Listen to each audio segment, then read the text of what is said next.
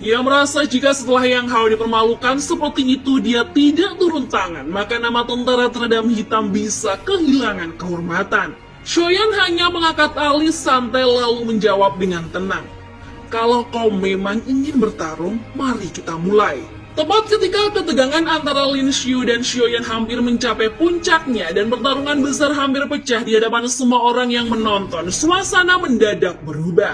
Seorang sesepuh dari klan Gu yang disegani bernama Gu Sun turun tangan. Dengan suara lantang dan penuh wibawa, ia menegur keras tindakan para komandan tentara teredam hitam yang dinilai tidak tahu tempat. Bagaimana bisa mereka seenaknya menantang tamu kehormatan yang telah diundang secara resmi oleh klan mereka?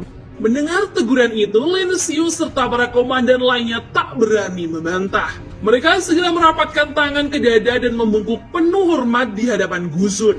Lin Xiu yang sebelumnya masih menyimpan hasrat untuk membalas kekalahan Yang Hao dan memulihkan nama pasukannya, akhirnya hanya bisa menatap tajam ke arah Sioyan. Ia menyadari bahwa kesempatan untuk menyelamatkan reputasi tentara teredam hitam hari ini telah hilang. Dengan nada dingin, Lin Xiu melemparkan peringatan terakhir kepada Sioyan.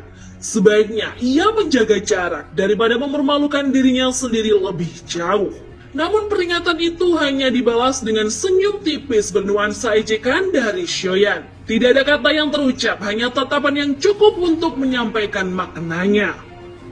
Sementara itu, Gu Sun memandang Shoyan dengan ekspresi rumit. Wajah tua sesepuh itu menyiratkan pergolakan emosional karena setelah sekian lama, akhirnya seorang keturunan klan Xiao kembali menginjakkan kaki di klan Gu.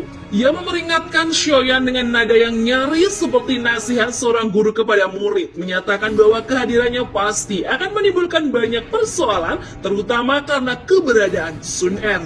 Tanpa menunggu reaksi lebih lanjut, Gu Sun berbalik dan meninggalkan panggung batu dengan langkah cepat. Sorak kecewa pun terdengar di antara penonton.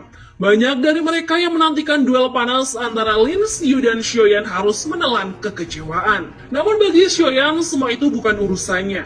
Ia tetap tenang saat menuruni panggung dan dalam perjalanannya keluar dari arena, ia sempat berpapasan dengan kelompok Wuzi. Ketika ia melintasi wanita bercadar merah itu, sesuatu terjadi.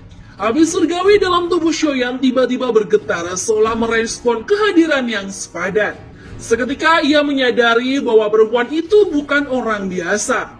Simbol api di antara alisnya menegaskan bahwa ia juga merupakan pemilik api surgawi. Tak butuh waktu lama bagi Shoyan untuk menyimpulkan, Wuzi kemungkinan besar berasal dari klan Yan. Ketika mata mereka bertemu, keduanya secara refleks memancarkan riak api dari dalam tubuh. Dalam satu kedipan, gelombang panas yang mereka keluarkan hampir saja membakar sekitaran arena itu. Tubuh Shoyan refleks menegang. Ia tak menyangka bahwa api surgawi yang dimiliki Wuzi memiliki tingkat kekuatan yang luar biasa tinggi. Tapi karena banyak mata yang masih mengawasi mereka dari segala arah, Sioyan memilih untuk menahan diri dan tidak membuat keributan lebih lanjut. Ia segera mengajak rekan-rekannya keluar dari tempat itu.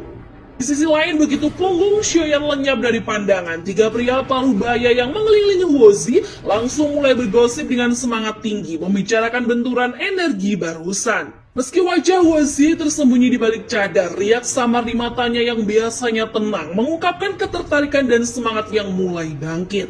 Dalam hati, perempuan itu berharap suatu saat bisa mengadu api surgawinya dengan Shoyan. Ia tahu kekuatannya bukan main-main api teratai merah, salah satu api surgawi paling langka dan berada di peringkat ke-8 dalam hierarki kekuatan api surgawi. Saat Wuji menyatakan niatnya untuk mengadu kekuatan api surgawinya dengan api surgawi milik Sioyan, salah seorang pengawalnya berperawakan tua berambut putih hanya bisa menggeleng-geleng seakan sudah tahu sifat Wuji yang memang senang beradu kekuatan begituan.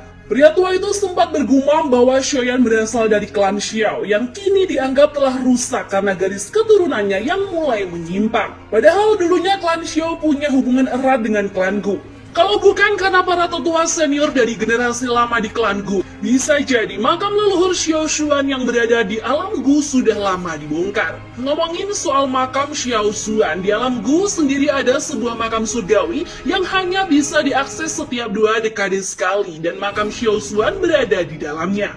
Karena nilai histori dan kekuatannya yang tinggi, para ahli dari berbagai klan termasuk 8 klan kuno sangat mengincar tempat itu. Sementara itu pengawal Huzi yang lain, seorang pria beralis tebal mulai menerka-nerka kemungkinannya klan-klan lainnya akan ikut hadir saat pembukaan makam kuno tersebut.